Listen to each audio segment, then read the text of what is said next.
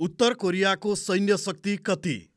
उत्तर कोरियाको सेना दुई सिद्धान्तमा आधारित छ। जुसे अर्थात् आत्मनिर्भर र सोनगन मतलब सेना पहिलो। सैन्य मामिलामा आत्मनिर्भर र राजनैतिक मामिलामा सेना पहिलो अवधारणा रहेको उत्तर कोरियाले सेनाको आधुनिकीकरणलाई निकै प्राथमिकतामा राख्यो। उत्तर कोरिया अहिले अन्तर्राष्ट्रिय समुदायबाट एक्लिएको छ। रहस्यमय सैन्य मामिलाका कारण उसले विश्व मञ्चमा तरङ्ग पैदा गरिरहेको छ। बेलाबखत हतियार परीक्षण गरी सैन्य मामिलामा संसारकै शक्तिशाली मुलुकहरूलाई तनाव दिने उत्तर कोरियाको सैन्य शक्तिबारे आजको एपिसोड केन्द्रित छ। यसमा हामी उत्तर कोरियाले सेनामा गरेको लगानी, उत्तर कोरियाली सैनिकसँग भएका हतियार र स्रोत साधनबारे चर्चा गर्नेछौँ। रक्षा बजेट। अर्थतन्त्र सुदृढ नभए पनि उत्तर कोरियाले रक्षा मामिलामा लगानी बढाइरहेको छ। सन् 2024मा उत्तर कोरियाले रक्षा बजेट $1.47 अर्ब विनियोजन गरेको थियो। यो कुल राष्ट्रिय बजेटको 15.4% हो। सन् 2023को तुलनामा 1.3% बढीले रक्षा मामिलाका लागि उत्तर कोरियाले बजेट वृद्धि गरेको हो। किम जो उन प्रशासनले रक्षा बजेटलाई हाइपरसोनिक क्षेप्यास्त्र, ब्यालिस्टिक क्षेप्यास्त्र, परमाणु हतियारयुक्त पनडुब्बी र भू उपग्रहमा आधारित प्रविधिमा बढी केन्द्रित गरेको छ। परमाणु हतियार। उत्तर कोरियासँग परमाणु हतियार पनि छ। विश्वका 9वटा मुलुकसँग रहेकोमा सङ्ख्याको हिसाबमा उत्तर कोरियाको गणना पुछारमा हुन्छ। उत्तर कोरियासँग 50वटा परमाणु हतियार रहेको तथ्याङ्क छ। यद्यपि अपारदर्शी प्रणालीका कारण उत्तर कोरियासँग योभन्दा बढी सङ्ख्यामा परमाणु हतियार हुन सक्ने बताइन्छ। उसले पहिलो भूमिगत परमाणुयुक्त हतियार सन् 2006मा परीक्षण गरेको थियो। उत्तर कोरियाली परमाणु हतियारमा निकै गुणस्तरीय युरेनियम प्रयोग भएको छ। उत्तर कोरियासँग साना बमदेखि अन्तर्महादेश मार हान्न सक्ने परमाणुयुक्त क्षेप्यास्त्र छन्। सैन्य जनशक्ति। उत्तर कोरियासँग 19,80,000 हाराहारीको सैन्य बल छ। ती मध्ये 13,20,000 सक्रिय ड्युटीमा छन्। रिजर्भतर्फ 5,60,000 जनशक्ति छ भने अर्धसैन्य बलको सङ्ख्या 1 लाख रहेको छ। यस्तै हवाई बलको सङ्ख्या 1,10,000 छ भने स्थल सेनाको सङ्ख्या 1,27,000 र नेभीमा 60,000 जनशक्ति छ। सैन्य स्रोत साधन। उत्तर कोरियाको स्थल सेनासँग 5,845 ट्याङ्क रहेकोमा 3,215 तत्काल प्रयोगमा ल्याउने अवस्थामा छन्। यस्तै सैन्य सवारी साधनको सङ्ख्या 34,696 रहेकोमा 13,583 साधन तयारी अवस्थामा छन्। स्वचालित तोपको सङ्ख्या 4,500 रहँदा 2,475 तत्कालै प्रयोगमा ल्याउन मिल्ने अवस्थाका छन्। यस्तै गैर स्वचालित तोपको सङ्ख्या 4,500 रहेकोमा 2,475 तयारी अवस्थामा छन्। यस्तै रकेट तथा क्षेप्यास्त्रको सङ्ख्या 2,920 रहेकोमा 1,600 तत्कालै प्रयोगमा ल्याउने अवस्थाका छन्। हवाई सेनासँग विमानको सङ्ख्या 951 छ। तीमध्ये 476 तत्कालै प्रयोगमा आउने अवस्थाका छन्। लडाकु विमानको स्टक 440 रहेकोमा 220 तयारी अवस्थामा छन्। युद्ध विमानको सङ्ख्या 132 रहेकोमा 66वटा तयारी अवस्थामा छन्। ढुवानीका लागि प्रयोग हुने विमानको सङ्ख्या 1 रहेको छ।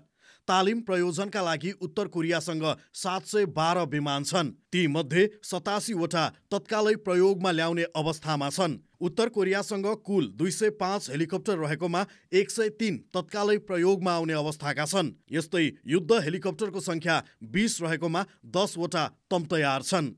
उत्तर कोरियाली नेभीसँग कुल 505 साधन छन्। ती मध्ये 1 फ्रिगेट्स र 4 क्रोभेट्स छन्। पनडुब्बीको सङ्ख्या 35 छ भने गस्तीका लागि प्रयोग हुने पानी जहाजको सङ्ख्या 169 छ। समुद्री धराप बिछ्याउन प्रयोग हुने पानी जहाजको सङ्ख्या 1 छ। बाँकी ससाना साधन छन्। स्थल सेनासँग रहेको पकपङ ट्याङ्क निकै शक्तिशाली मानिन्छ। यो ट्याङ्क जमिनबाट हावामा आक्रमणका लागि पनि प्रभावशाली छ भने यसले एन्टी ट्याङ्क क्षेप्यास्त्र पनि प्रहार गर्नुका साथै 14.5 mm को मेसिन गन यसमा जडान गरिएको छ।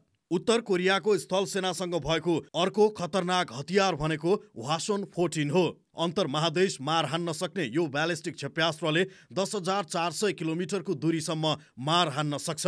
नेभीसँग भएको नोङ्गो बोट निकै शक्तिशाली मानिन्छ। यो ढुङ्गामा मिसाइल प्रणाली जडान गरिएको छ। 92 किलोमिटर प्रति घण्टाको दूरीमा यो चल्दछ। नेभीसँग रहेको सिन्पो पनडुब्बी अर्को शक्तिशाली साधन हो। यसमा ब्यालिस्टिक क्षेप्यास्त्र प्रणाली छ। यो पनडुब्बीले 2500 किलोमिटरसम्मको यात्रा तय गर्छ। हवाई सेनासँग रहेको MiG-29 फल्क्रम लडाकु विमान निकै प्रभावशाली मानिन्छ।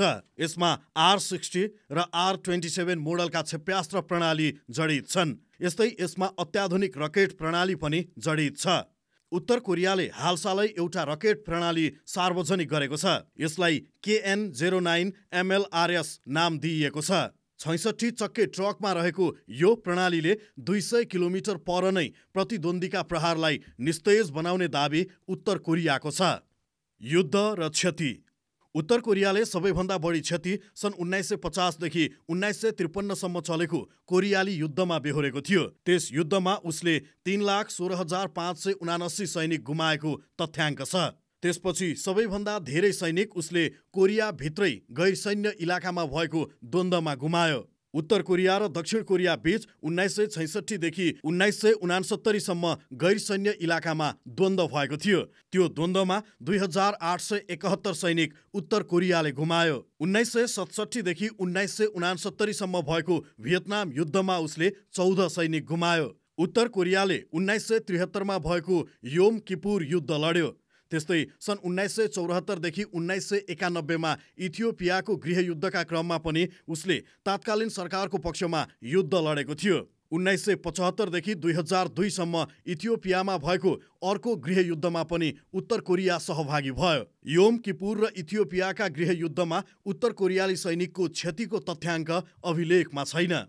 उत्तर कोरियाको सैन्य शक्तिले क्षेत्रीय र विश्वव्यापी सुरक्षाका लागि चुनौती थपेको टिप्पणी भइरहेका छन्। यद्यपि शासन सम्प्रभुताको संरक्षण र कोरियाली प्रायद्वीपमा प्रभुत्व स्थापनाको प्रतिबद्धता अनुसार सेनाको आधुनिकीकरणमा उत्तर कोरिया निरन्तर लागि परेको छ। आर्थिक चुनौती र अन्तर्राष्ट्रिय प्रतिबन्धका बावजुद पनि उसले सेनालाई सबल बनाउँदै लगेको छ। उत्तर कोरियाले सैन्य खर्चलाई प्राथमिकता दिँदै आधुनिक मिसाइल प्रणाली र आणविक क्षमताहरूको आधुनिकीकरणमा ध्यान केन्द्रित गरेको छ। अन्तर्महादेश मार हान्न सक्ने ब्यालिस्टिक क्षेप्यास्त्र, समुद्री मुनि प्रहार गर्न मिल्ने क्षेप्यास्त्र प्रणालीको सुदृढीकरणमा उत्तर कोरियाले निरन्तर ध्यान दिएको छ। उत्तर कोरियाको परमाणु कार्यक्रम विश्वव्यापी सुरक्षा बलमा निरन्तर बहसको विषय बन्छ। बेला बखतमा हतियार परीक्षण गरेर शक्ति राष्ट्रलाई समेत हायल कायल पार्ने उत्तर कोरियाली सेना 145 मुलुकका सेनाको मूल्याङ्कन गर्दा विश्वको 36औं शक्तिशाली सेनामा अटाएको छ।